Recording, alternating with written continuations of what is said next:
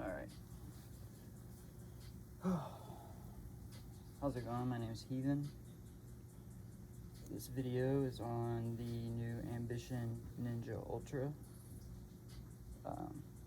So I ordered the $120 version, and I thought it was the single battery version, but I guess it came with two, and the other version is with three, so it's talking about the extra battery, I guess. But so that was a good surprise, but here it is.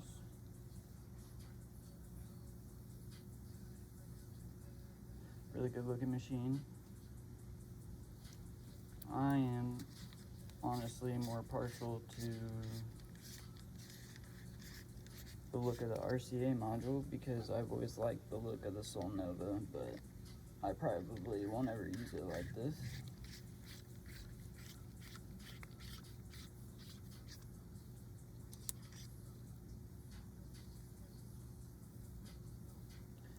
But anyways, with the $120 version, you get 2 batteries, an RCA module, a baggie of goodies, and there's a spare cam. I have it in my drawer right now, and USB-C cable, and this nice carry case. So I'm just going to quickly go over the stats on the machine. It's got a 12 volt 13,000 RPM cordless motor, which is super fast. It's a super smooth motor. If you know anything about cordless motors, they have less weight on the actual part that's spinning, so they have less kinetic energy as, say, like a brushless motor or a standard DC motor, so they're a bit softer. But this machine is extremely fast, and it likes being run at really high volts. 1900 milliamp hour battery, you get 2 of those. 68 hours is what they claim. They're probably right. This battery, their Quark is by them, and it lasts a really long time. It's a really good battery, so I don't doubt that this one will last as well. So it goes from 4 volts to 12 volts. Let's turn it on. This plastic stuck on the screen there from when I had it wrapped. What the hell?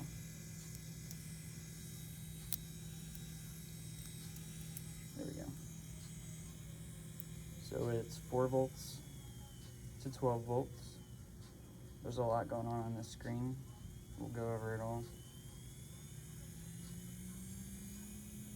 This is the machine at 12 volts.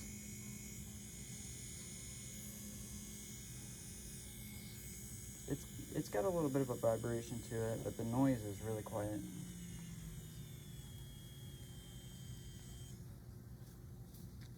And they claim it has a 2 amp fixed current.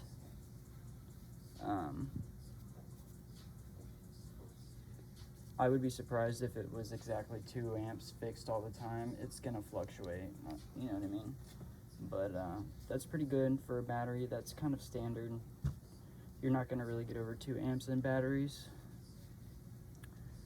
So it's got the high definition color screen with a lot of stuff going on.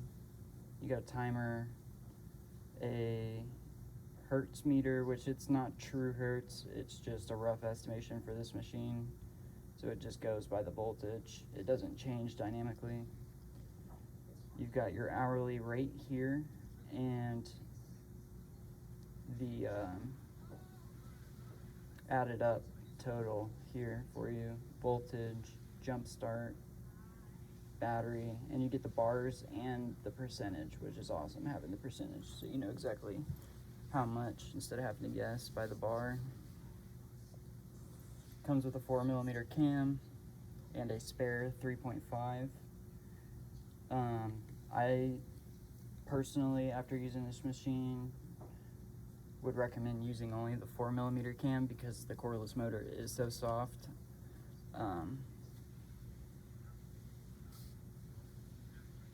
The cam is very beefy. Let's see if I can.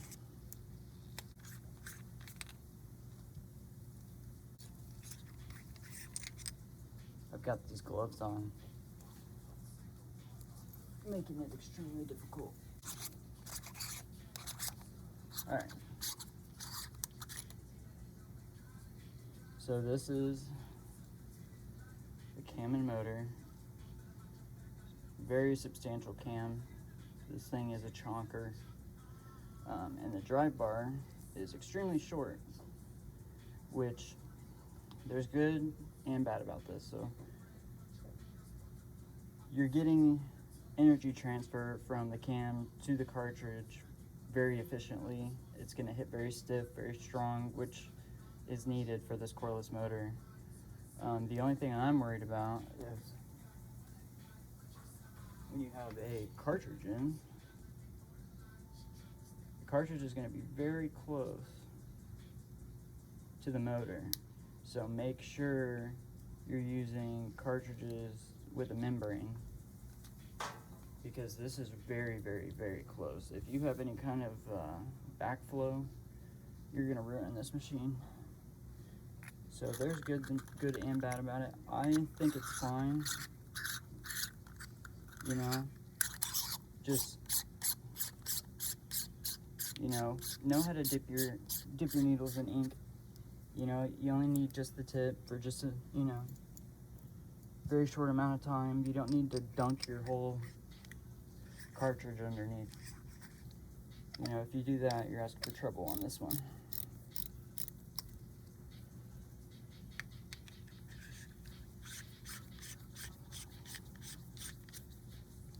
Okay. So size of the machine is 4.5 inches long. It's actually super compact. 1.3 inches wide. 189 grams. This is lighter than, for instance, the WOS E60, Warrior Tattoo Supply E60. This is a bit lighter than that. Okay, so how you operate this machine. Just like usual power supplies from them, like this one, you hold it, turn it on. Now this machine turns on immediately. It doesn't turn on, pause, and then you click it again to actually get the motor going. This one turns on running, so keep that in mind. But you can pause and start it. That's one click. Double click activates jump start. So if you see this S, double click, it turns to a J. Cool thing about the jump start on this machine is it is at 8 volts. So it's not anything crazy like 12, 11, 10, you know. It's a decently moderate level. 8 volts is more than enough to kick over cartridges. If it's not, there's something wrong with the machine or there's something wrong with the cartridge. But so I think 8 volts is great. I think that's what they all should be. And I can show that to you here. So we set this to 8 volts. If you listen, it doesn't do anything. Now let's turn it down. So you can hear it then. So you can see there the jump start is at 8 volts. While the machine is paused, the plus and minus button change your hourly rate here. And then while the machine is running, they change the voltage. If you hold it down, it quick jumps. Same with the hourly rate. If you hold it down, it goes a little bit faster. It takes a while to get through. But you should only need to be really doing this once. It's from 0 to $99.99 is the highest you can go on this. So if you have an hourly rate above that, you'll have to multiply it yourself, set it, you know, to some kind of divider or multiplier of whatever it is and do the math. Other than that, you're out of luck. Other than that, we have, like I said, the battery bar and the percentage. There's really not much else to this machine. There's no e-give or anything like that. You've got a tight click grip, really nice click grip. The threading on it is nice and big, so you know you don't gotta, it doesn't take 50 revolutions. Boom, it's on all the way. So that seemed like it was about 5 cranks. Yeah, so not nice big jumps. Oh, I got a hole in my glove.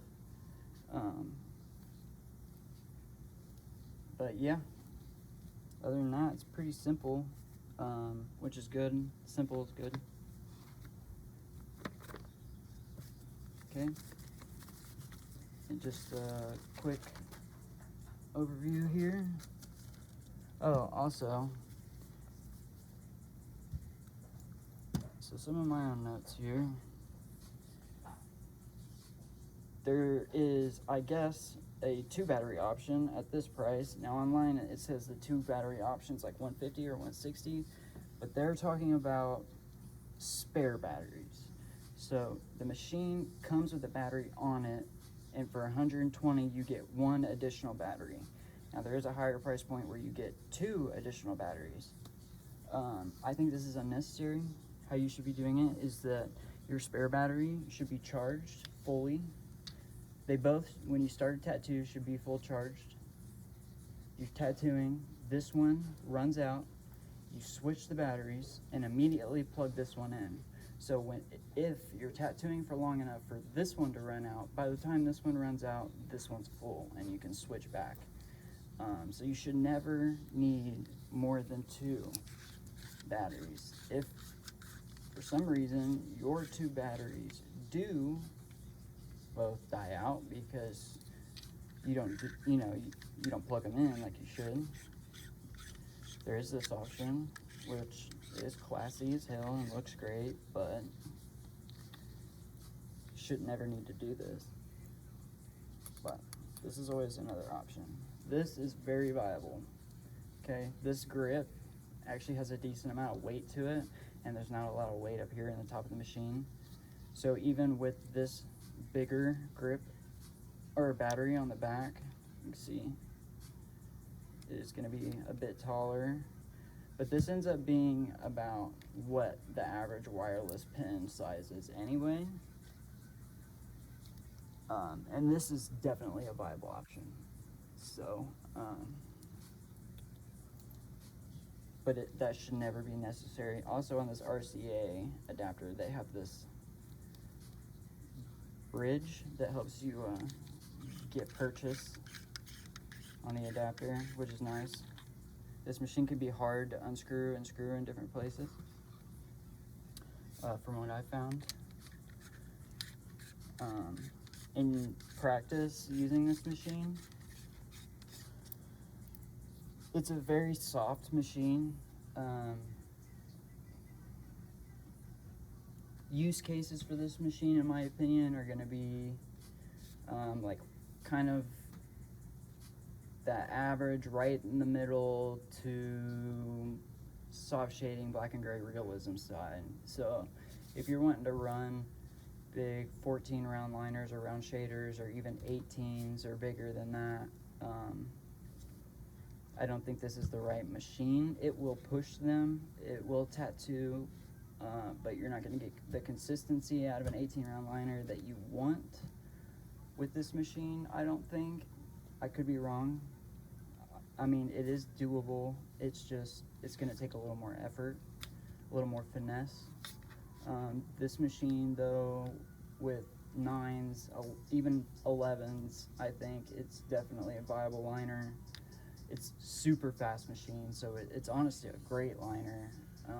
But like I said, the cordless motors lack that kinetic energy and that weight behind their hit that, hold on.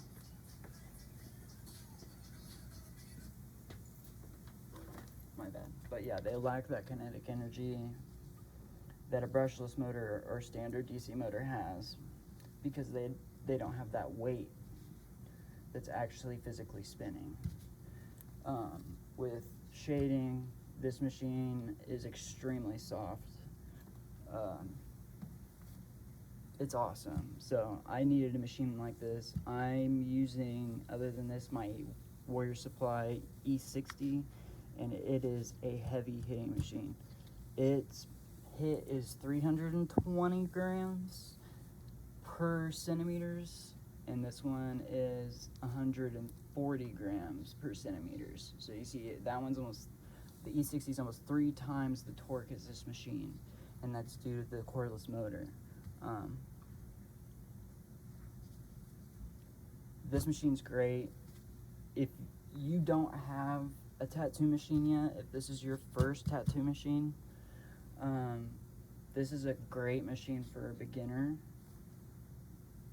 because it's very forgiving. You're not going to accidentally oversaturate an area with this machine. You're just not going to. So this is definitely a great machine for beginners, but not only just that, this is a great machine for the seasoned veteran who likes to work in layers, does black and gray realism or a lot of color blending. Now, I don't recommend stuff like Japanese or like giant fields of solid packing. There are other machines that are going to be better at that, but when it comes to blending colors and building up on layers, almost like oil paints or something, which, you know, there are some veteran artists out there that do amazing stuff with that technique. This is a great machine for that, like extremely good machine. In my opinion, there's 2 different ways to tattoo. They're both viable.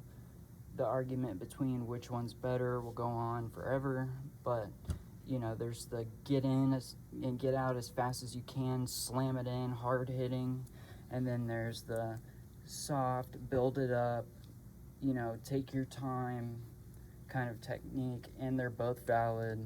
They both work. It's just 2 different ways to get the same effect. You know, anything other than that is speculation, I think, in opinion. They both work. But anyways, this machine is great for that layering, slow build-up process. It's super smooth, super fast, and it's really nice because you can do soft shades with it at a really high voltage. So if we turn it on, see, look, we're here. It doesn't hit 100 hertz until about 8.5 volts. And listen to it. That is extremely tame for 8.5 volts, in my opinion. This machine really likes being run up here. If you're lining, don't be afraid to rock this machine at 10 volts. It's not going to damage it. The cordless motor is perfect for that speed.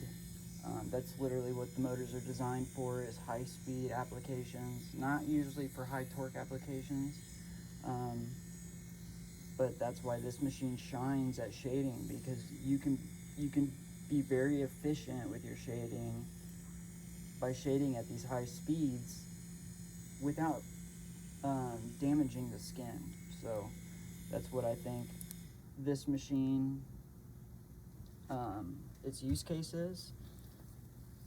Now, if you know, would rather a machine that just absolutely slams in ink first time, and you know, yeah, it's going to be painful, but you're going to get in and get out and it's going to be done, this probably isn't the machine that you want. But if you're the methodical, slow pace, kind of taking your time, you know, letting the design kind of develop as you're tattooing, this is a really nice machine. And the beginner tattooer, this is also a really nice machine. This is going to do every single thing that an apprentice tattooer needs it to do. It can line 9s, 7s, 5s, 3s. This might even be good for PMU, to be honest. I don't know a whole lot about PMU though, so I'm not sure, but I would speculate that it would be. The shading is extremely forgiving. You're not going to overpack.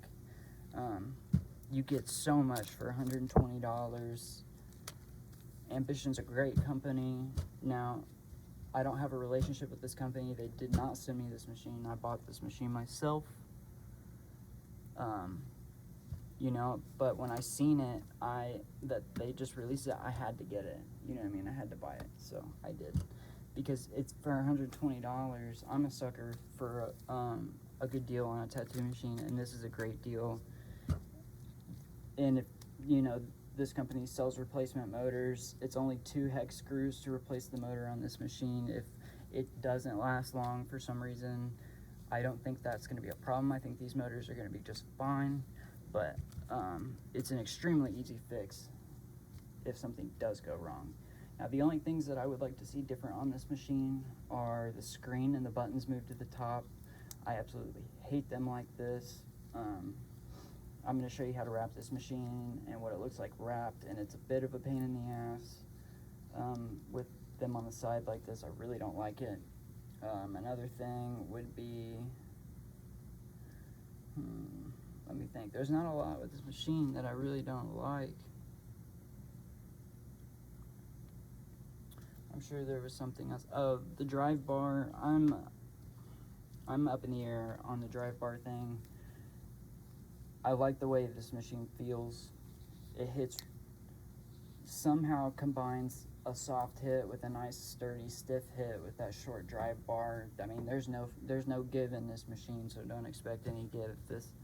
You're almost literally knocking the needle directly with the cam. So I like the way it feels, but I do worry about that backflow.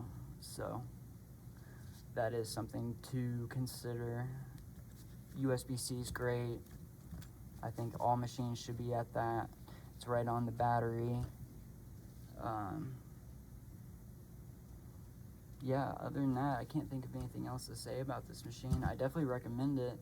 It's $120. If you don't like it, you can do 1 tattoo with it and you've made your money back. And if it's that big of a deal, you could sell it. Somebody will buy it. You know what I mean? So I definitely recommend the machine. I mean, the carrier case is nice. The company, yes, it's a Chinese company, but just because it's a Chinese company doesn't mean anything. Do your research. There are companies that are worth a damn, and there are companies that aren't. So it has nothing to do with their nationality. So just because the company is a Chinese company, you know, doesn't mean that they deserve that initial judgment. You should definitely give them a try. I've had a lot of good experience with Easy Tattoo Supply, Ambition, Warrior Tattoo Supply is a great company from China that's owned by tattoo artists. Yes, this is a clone of a Cheyenne, but in function, this is nothing like a Soul Nova. It only looks like a Soul Nova. I don't think there's a problem with that. There's a million machines out there that look like Dan Cuban machines that are their own companies and their own machines, but and then they even work similar. And people don't seem to be up in arms about that. So if you have a problem with this, you know, then don't buy the machine. That's on you. You're going to miss out on a good machine. But yeah, I think this is a great machine. Other than that, I'm going to show you guys some clips on how to go about wrapping this machine. It is a pain in the ass to wrap. I filmed that yesterday, so if it looks a little different or whatever, that's why. But yeah, other than that, my name's Heathen. If you were curious about why you should even listen to me, you know, I don't really have anything to tell you other than I haven't been in the industry long, 1.5 years, but I am the reason I got into tattooing in the first place was because I liked building machines. And I figured if I was building them, I might as well use them. So I'm extremely knowledgeable on how machines work, on how machines function, and not just tattoo machines, but basic, you know, electrical engineering and stuff like that. I'm extremely obsessed with, almost to the point of, you know, got a little bit tism in there about it, but yeah, so I mean, it's up to you if you want to listen to me. You don't have to listen to me, but I'll tell you what, I'm not sponsored by this company. I bought this machine with my own money. I'm making this video because when I went to buy the machine, I looked online and nobody had posted a video about it yet. So I'm doing this so that anybody after me that wants to buy it has something to look at. The machine's quiet, it vibrates kind of moderately, not too bad. It's a great price. You know, we've went over all this, so anyways, I'm gonna do some other videos on some other machines I have. Other than that, thanks for watching. So I'm actually redoing this. I'm gonna do it in a way that's more applicable to everybody. I think would be better. The first time I did it, I used a true grip cover, one of these. Not everybody uses this kind of shit,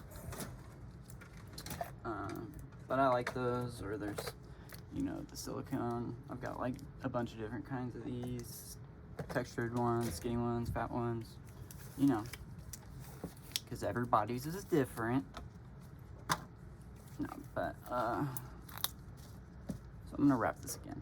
And this time,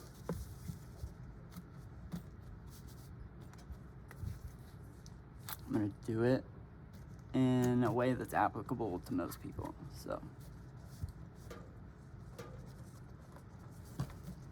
So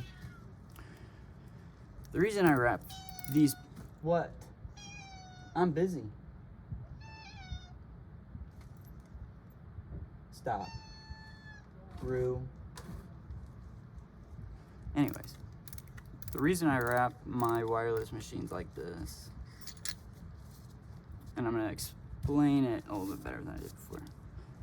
So when I wrap the machine body, I wrap it, the wrapping comes over just past the O-ring, but not over the ball bearing. Because if you go over the ball bearing, it will tear the plastic when you are adjusting your grip. These little mini saran wraps are really nice for wrapping machines. So what we're gonna do is we're gonna take it. I'm even gonna start back a little bit.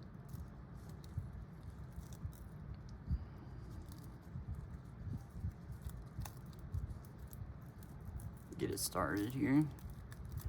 All right, oh shit.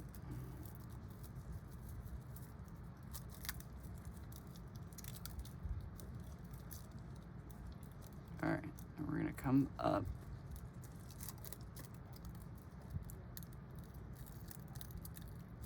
Get it tight up here. You don't want to go too many times over the O-ring though. Yeah, no. Let's redo this here.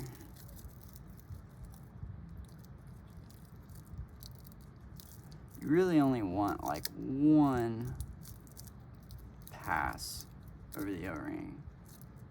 Otherwise, the grip starts to tear it anyway. We can come back.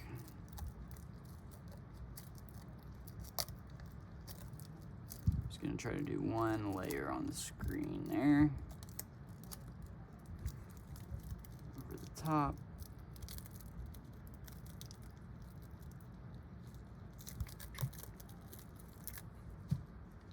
All right. Sorry if I was off frame there. Hopefully not for that whole thing. I'm gonna do it again. But that's what we're looking at, just like that. Okay. But that's what you're looking for right there. Just over the O-ring. That way, when you put the grip on, here, to show you, you get a seal. Now, hopefully we got a good seal on this one. Sometimes it's iffy.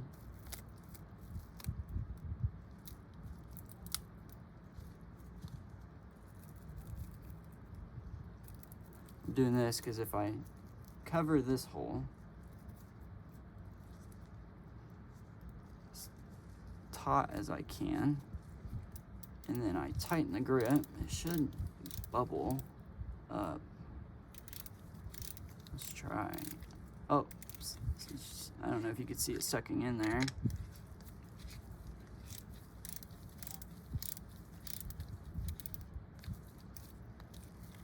It was kind of hard to show it. If I wrap this machine, including the grip, which we're going to do next, it didn't poke a hole yet where the cartridge goes, left that sealed.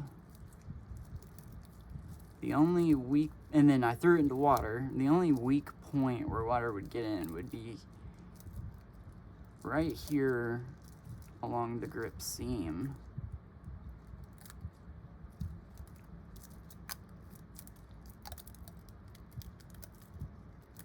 Tuck those.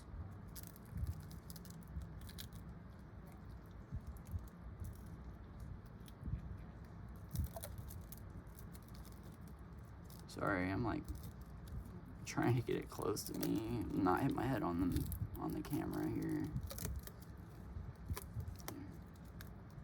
And then I like to go just the tiniest bit onto the plastic. Now saran wrap sticks to itself, so can't go too much, but when I go in with my co-wrap, I'm definitely going to go over top of that. But theoretically, right now, I could almost take this underwater. Maybe not the back here so much, but that's what our co-wrap is for. Now this machine's a bit weird. I don't like machines with the screen and the buttons on the side. They should go on the top, like so, but with actual buttons, because those buttons they're really, I mean, you can, they'll pick you up through plastic, but they're a little too sensitive. That thing likes to fucking turn on. It's haunted. But we're gonna do a tight wrap here. So I folded it in half, so it's real skinny, so it fits above the screen and buttons. It's not too tight on there. Okay, you can see all of our information there. Okay, here, take your co-wrap.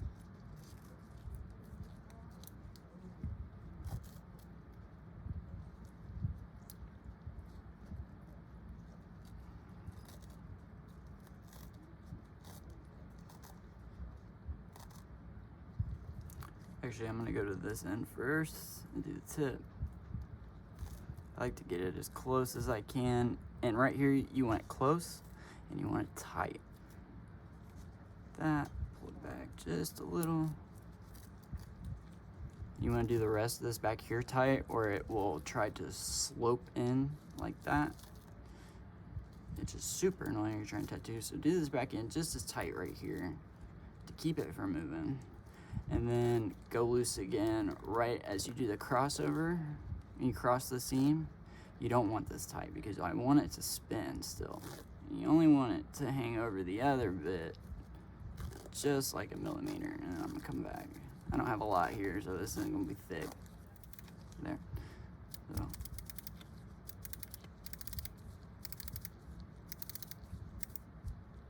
Got that overhang. Got her all wrapped up. We can see our screen. That's how I think most people are gonna go about wrapping their machines. That's it.